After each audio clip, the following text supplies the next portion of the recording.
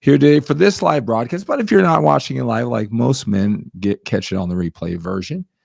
Say hello, hello, hello in the comment section anyway. If you have a question, a comment, suggestion, you just want to connect, you want to say hello, I will give you a shout out. I'll acknowledge you. Thank you in advance for the loves, the likes, the shares. Make sure that you get alerted every time I go live. I go live about this time 7 days a week when I can, just to connect with you going through the fitness journey.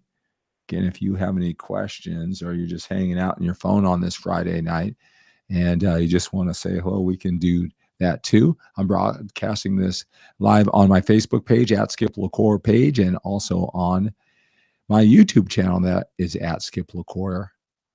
So you want to make sure you're on all of my social media platforms. James, hello, hello, hello. Brian, hello, hello, hello. So glad you guys are here joining me on Facebook. Guys, have any questions? This is time to ask me. We do talk about anything. We don't have to talk about sets and reps or diet unless you want to. Talk about anything that relates to our journey as men going through this journey of life. Probably have a lot in common in addition to our passion or interest for fitness. You know what I find a lot is older men. I think one of the biggest challenges with the men who I work with and I coach is that we're the rock, we're the pillar, we're the ones that people come to. We have to create that sense of certainty for the people around us, whether it's our family or our children, our wife, our business. We're business owners or we are managers. All right. So we're looked upon as the life coaches or whatever, or the sense of reason or sense of certainty or figure things out. And we gladly take on that role. Right. It gets tough sometimes, but we gladly take on that role. And many times we don't have anybody to talk to about our situation. I talk to men all the time, and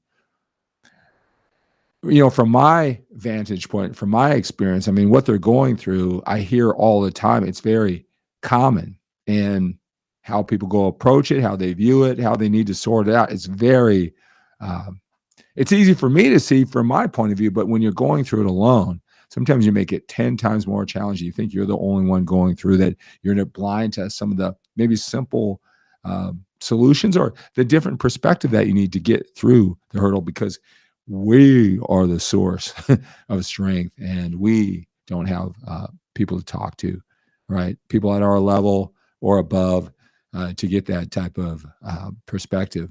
And, doing this for so long and helping out people, you start picking up the patterns of people, no matter what profession that they're in, is people have certain patterns. It's not because I am clairvoyant or I have this, well, I don't know if I have this special talent, but doing the reps, just seeing the situations over and over again, you find the commonality in people. So, whatever it is that you want to talk about, I am here to talk about that with you. Love your passion for others' well-being. Thank you. Yeah. Well, thank you so much, Brian. I was talking to a gentleman recently. Actually, it was so a little bit about my story. I won't go too far into it. But when I was 21 years old, I was dragged, or I willingly went to a Zig Ziglar seminar. If you know who that is, motivational speaker. He's now deceased, and never heard about this personal development or anything like that. Certainly never read one of the books at 21 years old. Certainly have never gone to a seminar, and it just changed my way of thinking forever. And then I just immersed myself in books and audio courses, and it just went on and on and on. Read so many books in personal development. It's what I need at the time to get up the ladder of my grocery store chain, and then later quit to go on to pursue my dreams as a bodybuilder and become more and more of a champion and everything beyond that. Right. And, went to like all of Tony Robbins seminars many times, staffed at his events, was like his bodyguard at some events. Again, totally immersed myself in that process. There are students of his, and they all run into, my page and, hey, are you a master trainer of Tony Robbins? The way that you're talking, I can tell that he had influenced you. And I kind of heard that you were one of his master trainers. I wasn't that, although I was selected to be on an infomercial that he ran about 20 years ago for about 3 years around the world. All right. And yeah, so, someone,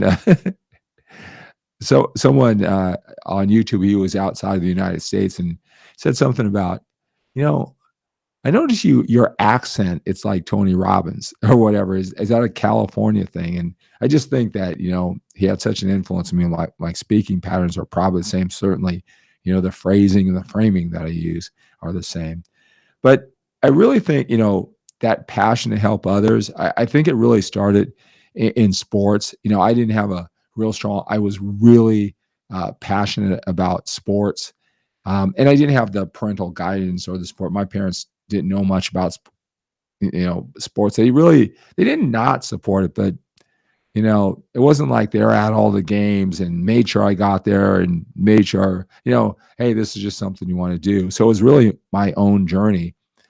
And I always was able to really connect with my coach, whatever the sport was. I just learned that, innately of what you need to do to be on the coach's good side. So if you have some talent and then you're on that side, I mean, I was the captain of the team usually and things like that. So kind of worked that out for myself.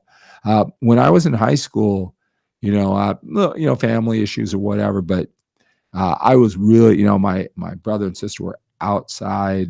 They all went to college. So I was kind of really on my own. And my coach, really, Coach Dilly, back in high school. And like I said, I was the MVP, the captain, and he really took me under. He did a lot of things that really helped me through that very tough period of life, and never forgot that. So, coaching people, became something. All this combination, and then when I learned the skills from 21 on, every chance I got of what I learned to help people. I was also addicted to those talk shows where people talk about their problems. I don't know if you remember who Dr. Laura Schlesinger is.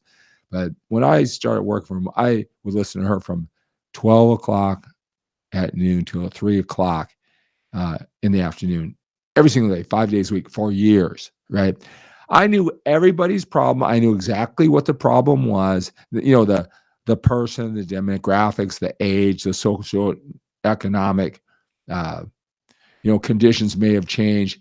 But the problem and the solution, it becomes very universal. I heard millions of stories, a million, Dr. Laura's advice, right? So I could tell what the problem was going on. So that really, thousands of hours of online radio training, right? And then if you remember Love Lines back in the day, I would listen to, I'd wake up in the morning, listen to talk shows, working from my home, the morning talk show drives about life and current events. I listened to Dr. Laura from 12 to 3. There was this one gentleman, Tom Likas, had a show, and it was kind of interesting, a man's show, but had a lot of, interpersonal reactions and advice and things like that. And I would fall asleep every night at 10 o'clock listening to Dr. Drew and Adam Carolla for Love Lines. So I was just obsessed and inundated with people's problems, right? So that with the coaching, and I'll tell you, so I was talking to a gentleman, and the connection was, he worked with me, the seminar speaker, Marshall Silver, if you knew who that was. I kind of recruited him. He lived around locally in town, and we staffed at his events in the personal development world. One way I connected with him, and the connection was, I think about him because he was a high school football star, this legendary football program that's right down the street from me, that, I went to all the home games. So I always think about him, but we connected. And he said he goes, do you want to coach? Because I showed him we're playing, my son, he's playing football on his same field, this sacred ground, this field, right? And he goes, I always thought you'd be a good coach, right? And the biggest thing for me is I love sports so much, and I just wish that if I just had an adult, a dad, to kind of just tell me the inside, so I didn't have to figure out myself. So I think I've gone overboard, and using this mental personal development and that extra insight in addition to all the support from my son and daughter, right, where they're turning into these little phenom athletes, because of my obsession being, that dad to help coach that I never had, right? So yeah, men come to me for fitness, right? But usually it's a sense of confidence, sense of control. They want to be fit, of course, they need to be healthy, but usually when they can't do that, it's because other areas of life are not quite in control, what they have prioritized. It's not working out to the level they want, causes some frustration, out of control. So fitness is always a great thing you can come to gain that sense of control if you can do it. Most men who are smart and they're successful in their family and their business, who just can't get into the fitness thing enough to be disciplined. I always say that number one, it's probably too complicated. You're probably trying to do all the bells and whistles and things that don't matter. Like the young fitness influence, all think is so important. So that can be confusing, overwhelming, and not sustainable. But the other thing is, I think that a lot of times you guys are smart enough to know that, getting fit, that'll be great. But I'm not quite sure that's going to give me that peace of mind at this age with everything that I've got going on, all my bruises and pains and victories and success of my life moving forward. I'm really not convinced getting in shape, which I know I should, is really going to bring me that happiness. And they're usually right. It's just usually the first step. And so when I coach, then I use all this, 36 years of obsession that started actually, as a little kid, needing that guidance, trying to figure things out, to the 21-year-old who went to that Zig Ziglar seminar, to the guy in his 30s and 40s obsessed with listening to talk radio and their problems. It's really helped me, understand, how there's a certain commonality and patterns that if certain things happen to them, they'll generally think in certain ways. There'll be a lot of positive things out of it, right? However they process the world. But also there's a downside every way you go. And if you only see the positive side and you don't see what's holding you back, right, that's kind of where challenges happen. I give men perspective on that through my one-on-one coaching. As a matter of fact, gentleman just signed up for some coaching just before I jumped on. And he knew me. He was never competed, but he loved the bodybuilding magazines and things like that and knew me from there. And just recently, he just met me on TikTok. So I'm always doing this because I don't know who to connect with, so Brian says, you love my passion for coming on here. I just don't know who I'll connect with. And, there's, 500,000 people on this page at least. So, whenever time I come on, there's going to be some views. But on TikTok, I said, well, it's kind of a new format to me, but I'm going to jump on there and just have a live. And, there's 5 people. And then, maybe it jumps up to like 71 or something like that, but it jumps right back down. But I got to put my reps in. I got to put my dues in and build an audience like I have on Facebook, right? And, so it's just a very, not very many people watching, but it was him. And he remembered from back today, he reconnected. We talked on the phone, which I'll do with everybody before we even coach to see if it's a good fit. Just spent some time talking, and we went, we're going on a short coaching journey. So that's why I do all this, right? That's my reasoning, the method behind my madness, my obsession for helping other people, that passion that you talk about, Brian. But thank you for noticing. All right. Chris says, thank you, Skip, for having a YouTube channel geared towards our 50 plus community. Well, you are welcome. Hey, make sure, Chris, that you go over to my skiplacour.com page and actually get on all my social media platforms, because they all deliver the information in different times. Hello, Soraya. Jason, hello. Great having you here. Hope you're doing well, sir. All right, guys. So I'm going to post down below in the comment section over on Facebook, on YouTube, and this is going to put this on Instagram and my other platforms. All right. So, if that kind of piques your interest, understanding why I'm so passionate about helping you in fitness and other things, and you're a little bit older, you have a busy, productive life, you're trying to piece to get this all together, and Maybe I have some perspective. Maybe I already have given you some perspective that you didn't quite realize. Well, reach out to me. Let's talk about some one-on-one coaching. I have many different ways to help you, and that will be posted in the comment section. In the description of this video. I have so many different ways to help you. I make myself very easy to get to contact. I'll put my number down there to text me. We can start a conversation there.